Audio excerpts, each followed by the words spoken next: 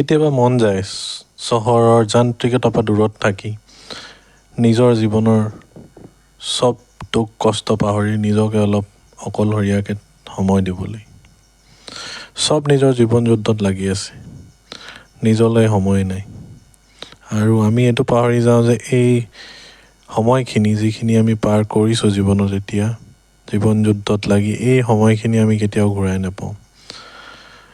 কেতিয়াবা ব্ৰহ্মপুত্ৰৰ পাৰত বহি এনেকৈ নিজৰ সময় অলপ দি কথাবোৰ চিন্তা কৰিব মন যায় যে ক'ৰ পৰা আমি কিমান আগবাঢ়ি আহিলোঁ, আৰু যাতে আকৌ সপ্তাহটোৰ জীৱন যুদ্ধত লাগি যাব পাৰোঁ।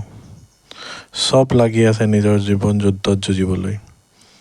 কিছুমানে বছৰ গালি খাইছে, কিছুমানে ফেমিলি প্ৰব্লেম, কিবা বাট নিজৰ কাৰণে সময় অলপো নাই।